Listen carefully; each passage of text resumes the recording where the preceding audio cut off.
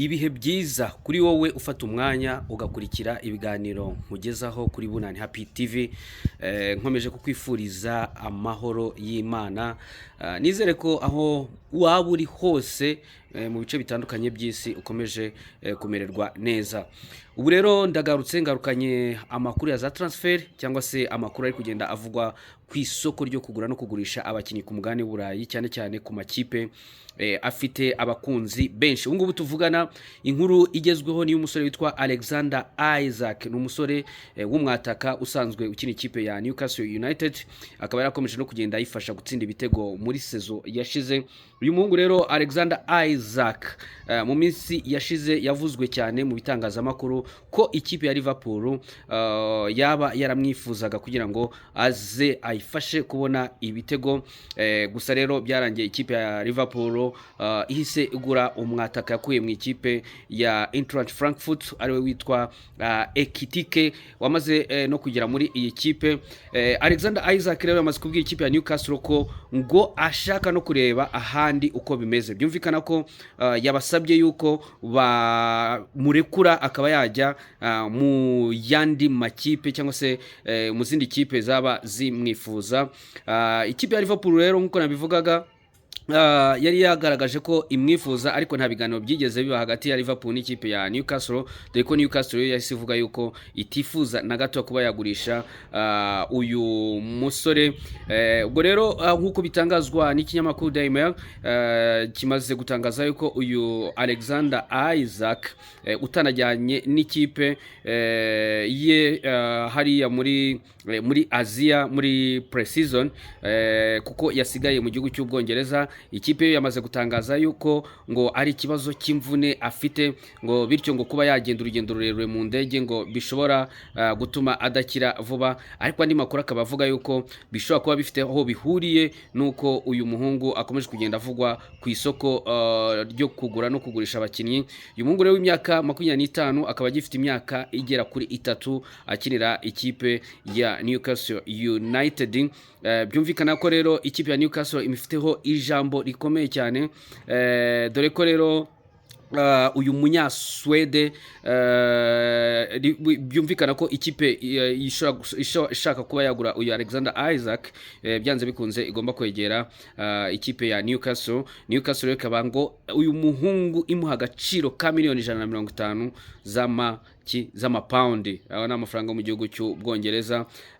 Byumvikana rero ko ikipe yamugura yaba ari ikipe kabisa ifite ubushobozi cyangwa se ikipe ifite agatubutse. Ibi rero bya Alexander Isak turaza gukomeza kugenda dukomeze tubikurikirana. Gusa n'umwataka mwiza cyane, dore ko mu mikino 109 amaze gukina ikipe ya Newcastle amaze gutsindamo ibitego bigera kuri 62. Byumvikana ko rero ari umwe mu bataka beza ndetse afite statistique nziza cyane. Birumvikana turaza rero gukomeza dukurikirane iby'uyu muhungu Alexander Isak, turebe aho ashobora kuba yazerekeza cyangwa se nimba aza kuguma mu ikipe ya Newcastle.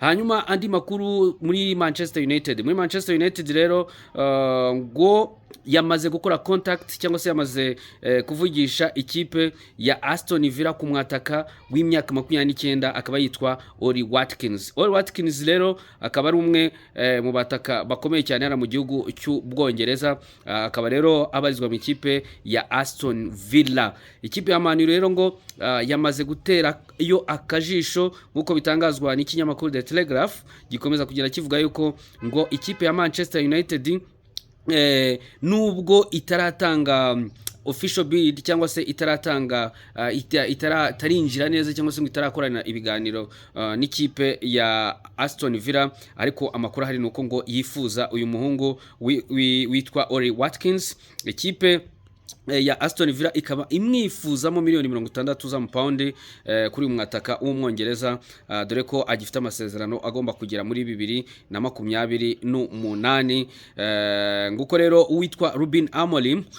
akaba nubundi amaze kugura abakinnyi bagera kuri 2, kuko amaze kugura uwitwa Mateus Cunha kuri miliyoni 62 avuye mu ikipe ya Watford ya Wolves mubabarire. Ikindi n'uwitwa Brian Bemo nawe wahageze avuye mu ikipe ya Brentford kuri miliyoni 65.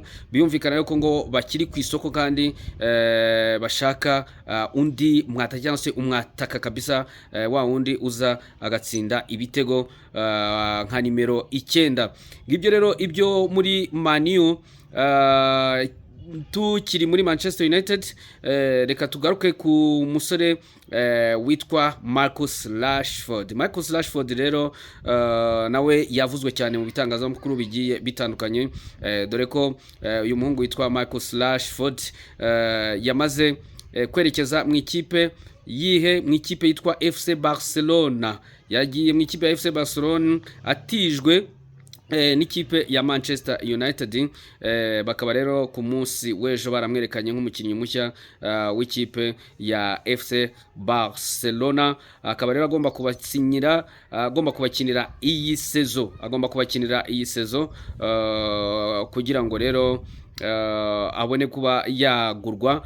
Rero mu byo mumvikanye n'ikipe ya Manchester United nuko agomba gukina muri Barcelona iyi sezo, hanyuma hakaba hariho na option yo kumugura miliyoni 30 z'amapaundi. Byumvikana ko amasezerano ye y'intizanyo arangiye mu ikipe ya FC Barcelona, bagomba kuzahita bagana n'ikipe ya Manchester United, hanyuma bakaba bagura uyu Marcus Rashford kuri miliyoni 30 z'amapaundi. Marcus Rashford rero akaba ari umwe mu bahungu kabisa bazamukiye mu ikipe ya Manchester United, dore ko yatangiye kwikina muri 2016 avuye muri academy. Akaba rero ari umwe mu basore kabisa bakomeje kugenda bitwara neza muri Man U, ndetse akaba yaratwaye FA Cup, atwara Europa League ari kumwe na Man U, akaba rero ndetse yaratwaye na League Cup. So byumvikana rero ko Marcus Rashford numwe mu bakinnyi bagize uruhare runini cyane mu gutsindira ikipe ya Manchester United ibitego bitari bikeya. Uyu rero akaba ari umukinnyi mushya w'ikipe ya FC Barcelona. Akaba rero agomba kuzajya yambara nimero kangahe, nimero 14 mu mugongo, ngira ngo niyo nimero rero bamuhaye Marcus Rashford. Bakaba maje batese kuri Man U, uravuga iki? Ati nta kintu kibi navuga kuri Man U, atari ko dukwiye kumenya yuko Manchester United iri mu bihe by'impinduka, ati kandi umupira ni kimwe n'ubuzima. Ati umupira ni kimwe n'ubuzima, ati ntago umenyaho bukwerekeza. Ati nta kintu kibi na kimwe navuga kuri Man U, ati ni ikipe yubatse kariyeri yanjye, ati ni ikipe yandeze irankuza, ati bityo rero ntabwo nayikamera mu kitozi cyangwa se ntabwo nayivuga nabi. Marcus Rashford rero niyo magambo yakomeza kugenda atangaza nyuma yuko rero amaze kwerekeza mu ikipe ya FC Barcelona.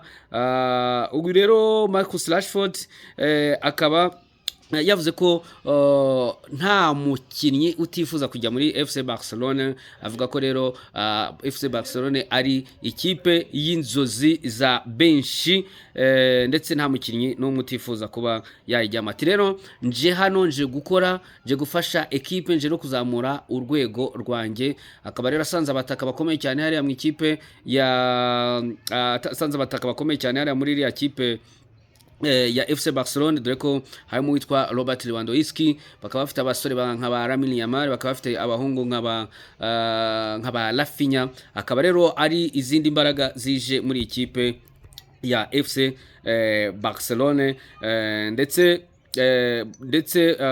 azagira uruhare runini cyane mu gutsindira ikipe ya FC Barcelona ibitego.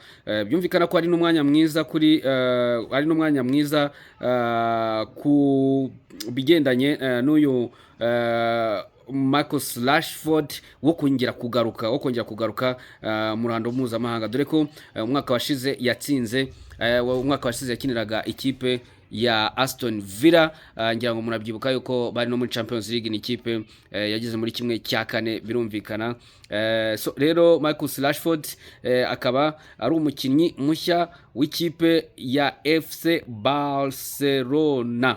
Ikipe ya FC Barcelona, birumvikana rero ni byiza cyane kuri uyu muhungu witwa Marcus Rashford. Akaba rero byumvikana ko agomba kuzatangira gukinira ikipe ya FC Barcelona muri saison, nyuma yuko rero yanegukanye igikombe cya shampiyona uyu mwaka. Birumvikana ko izaba iri muri Champions League. Marcus Rashford rero akazagaragara muri Champions League. Byumvikana rero ko abantu bazamubona mu isura nshya y'ikipe ya FC Barcelona, mu isura nshya y'ikipe ya FC Barcelona. Nibyo ngibyo rero.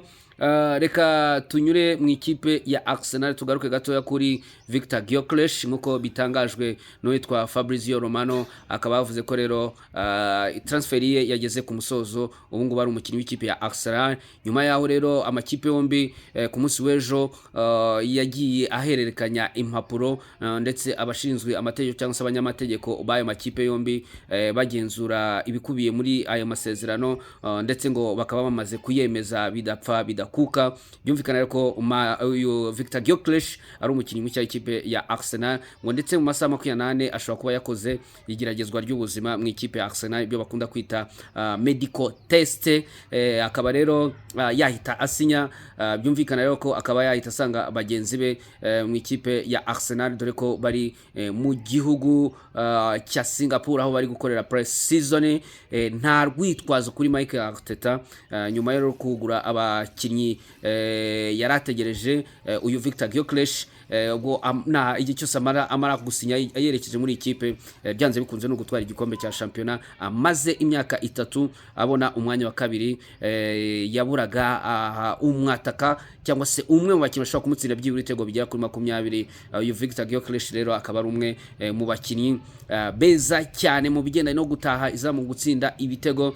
Byumvikana ko azazana byinshi muri Arsenal. Yamaze no kwerekana uwitwa Christian Mosquera avuye mu ikipe ya FC Valence, ndetse bakaba baraguze Christian Nordgaard, bakaba baramaze kugura uwitwa Martin Zubimendi, bakaba baraguze uwitwa Noni Madueke, ndetse